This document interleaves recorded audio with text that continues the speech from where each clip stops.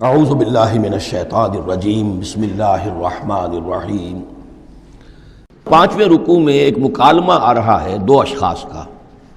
ایک شخص وہ ہے کہ جس کو اللہ نے دنیاوی نعمتیں جو بھی اس دور کی تھیں بھرپور دی ہیں، مادی وسائل بھرپور دے رکھے ہیں، اور وہ اس قدر اس کا معاملہ ٹھیک چل رہا ہے کہ ہوتے ہوتے اس کی نگاہ اب اللہ کی طرف سے ہٹ کر ان مادی اسباب و وسائل ہی پر جم گئی ہے، اس کا توکل اور اعتماد اسی پر قائم ہو گیا ہے۔ ایک دوسرا شخص ہے دنیاوی اعتبار سے مرفع الحال نہیں ہے، اس کے پاس دولت نہیں ہے، دنیاوی چیزیں نہیں ہیں، لیکن وہ اللہ تعالیٰ کی معرفت اسے حاصل ہے۔ وہ اس دولت مند آدمی کو کوئی نصیحت کرتا ہے کہ تم اللہ کو بھول گئے ہو، تمہیں چاہیے کہ ہم تمام چیزوں کے اوپر جو بھی اللہ نے تمہیں دی ہے اس کا شکر ادا کرو، اس کا حق ادا کرو۔ لیکن اس نے اپنے گھمنڈ میں آ کر اسے بہت تلخ جواب دیا کہ میرے پاس یہ سب کچھ ہے تو گویا کہ میں اللہ تعالیٰ کا لاڈلا ہوں، چہیتا ہوں، تم جوتیاں پٹخار رہے ہو، تمہارے پاس کچھ نہیں ہے، تمہاری کوئی حیثیت نہیں ہے، تمہاری یہ حیثیت ہی نہیں کہ مجھے تم واعظ بھی کہو۔ لیکن یہ کہ اس پر پھر جو ان کے درمیان معاملہ ہوا تو انہوں نے کہا اس شخص نے کہ ہو سکتا ہے کہ اللہ تعالیٰ تمہارے اس سارے دولت کو اور مال و اسباب کو ضائع کر دے، لیکن یہ کہ اس نے کہا کیسے ہو سکتا ہے، میں نے سارا بندوبست ٹھیک کیا ہوا ہے۔ بہرحال نتیجہ یہ نکلا کہ اللہ تعالیٰ نے اس کی اس پوری دولت کو ایک طریقے سے ضائع کر دیا، اور پھر وہ اپنے ہتھیلیاں ملتا رہ گیا، کف افسوس ملتا رہ گیا، اور اس نے کہا ہائے کاش کہ میں نے اپنے رب کے ساتھ شرک نہ کیا ہوتا۔ حالانکہ اس پورے رکوع میں کہیں کسی دیوی کا، دیوتا کا، کسی اور الہہ کا کوئی ذکر نہیں ہے۔ تو اس رکوع میں سمجھنے کی بات یہ ہے کہ ایک شرک ہے مادہ پرستی کا شرک، مادی اسباب و وسائل پر اتنا تکیہ ہو جائے، اتنا توکل ہو جائے، اتنا اعتماد ہو جائے کہ پھر اللہ تعالیٰ کو انسان بھول جائے، مسبب الاسباب پر سے نگاہ ہٹ جائے، اور وہ سمجھے کہ سارا اعتماد اور توکل میرا ان مادی اسباب و وسائل پر ہے۔ تو یہاں گویا کہ اس نے ان مادی وسائل و اسباب ہی کو اپنا معبود بنا لیا ہے۔ تو یہ شرک ہے جو اس دور کا سب سے بڑا شرک ہے۔ اس دور میں بت پرستی کا شرک بہت کم رہ گیا ہے، اب ستارہ پرستی کا شرک کہاں رہ گیا ہے؟ کون لوگ ہیں جو ستاروں کو پوجتے ہیں؟ اب تو انسان سمجھتا ہے ستاروں تک تو ہم پہنچ ہی جائیں گے، ہمارا علم تو پہنچ ہی چکا ہے، چاند تک ہم اتر آئے ہیں، اب چاند کو کون پوجے گا؟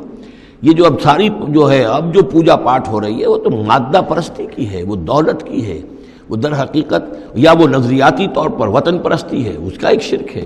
تو یہ اس دور کے شرک کو سمجھنا بہت ضروری ہے، اور یہ رکوع اس اعتبار سے کہ اس میں کسی دیوی دیوتا کا ذکر نہیں ہے۔ تو شرک کون سا کیا اس نے؟ وہ شرک یہی ہے کہ اس نے دنیاوی مال و اسباب اور مادی اسباب و ذرائع کے اوپر اپنے سارے توکل کو جو ہے اس کے ساتھ منسلک کر دیا، یہی گویا کہ اس کو معبود بنا لینا ہے۔ وَاضْرِبْ لَهُم مَثَلَ الرَّجُلَيْنِ، ان کے لیے بیان کیجئے دو اشخاص کی مثال۔ جعلنا لأحدهما جنتین من اعناب، ان میں سے ایک کو ہم نے دیے تھے دو باغ انگوروں کے، وحففناہما بنخل، اور ان دونوں کو گھیرے میں لیا ہوا تھا کھجوروں کے درختوں نے۔ اب دیکھیے کہ انگوروں کی بیلیں ہیں، اور چونکہ ادھر ادھر سے ہوا تیز نہ آئے تو کھجوروں کے جھنڈ جو ہیں وہ چاروں طرف لگے ہوئے ہیں، تاکہ ان کے مابین جو اس کی انگوروں کی بیلیں ہیں وہ بڑی محفوظ ہیں۔ وجعلنا بینہما زرعا، ان کے درمیان کھیتی بھی تھی، یعنی یہ کہ اناج کا سامان بھی ہے اور انگوروں کی بیلیں بھی ہیں، اور یہ کہ کھجوروں کے درخت بھی ہیں۔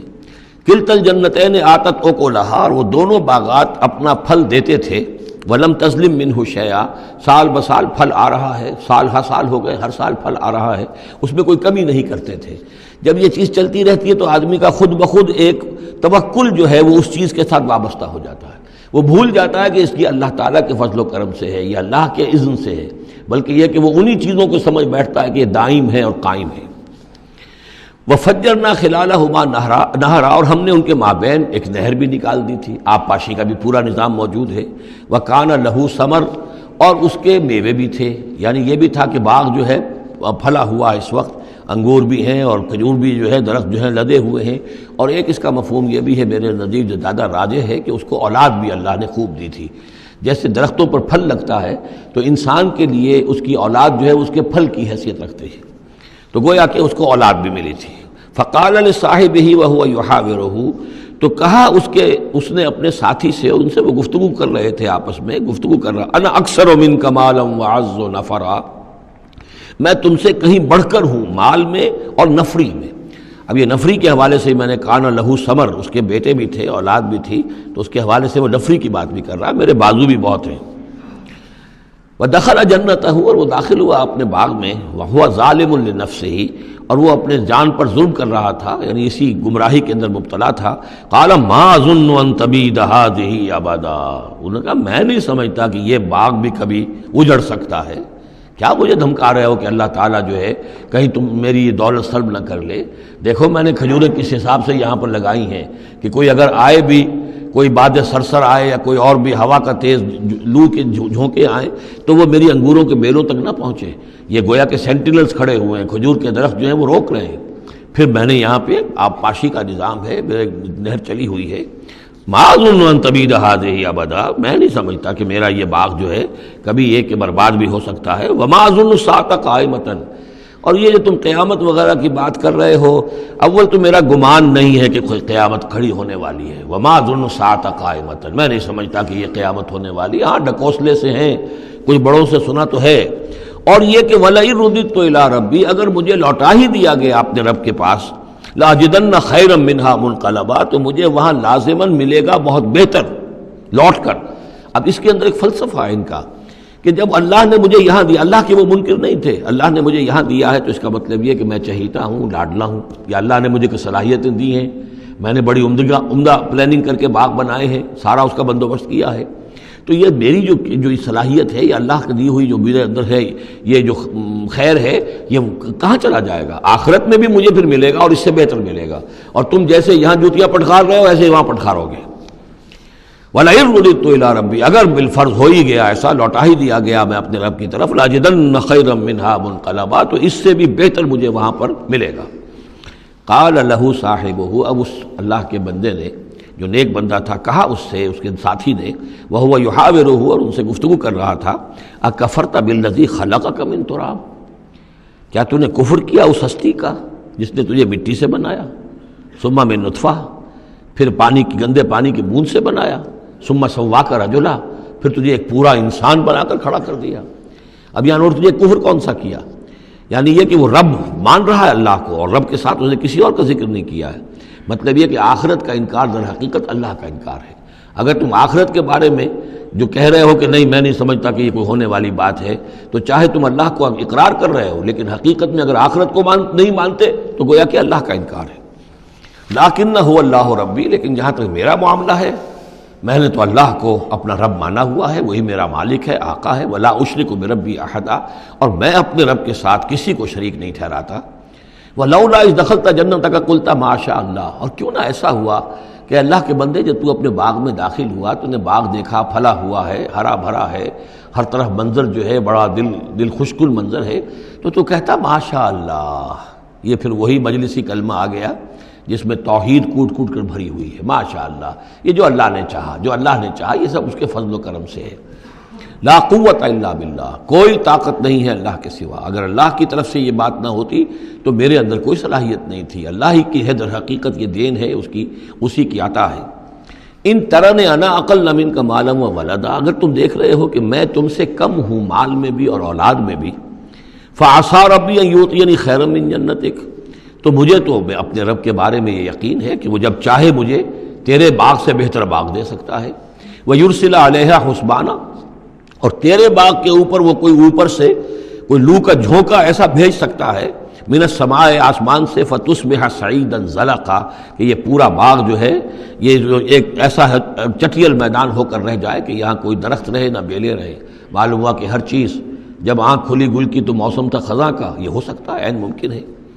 اور یصبح ماؤہا غوراً، یا اللہ آسمان سے کوئی ایسی نہ بھی بھیجے کوئی چیز بلا، تو اس کا پانی ہی جو تمہارا یہ جو چشمہ چل رہا ہے، وہ پانی ہی اگر زمین کے اندر گہرا اتر جائے، یہ چشمہ خشک ہو جائے، فلن تستطیع لہ طلبا، اور پھر تو پانی کہیں سے لا نہ سکے، تو یہ باغ خود بخود اچڑ جائے گا۔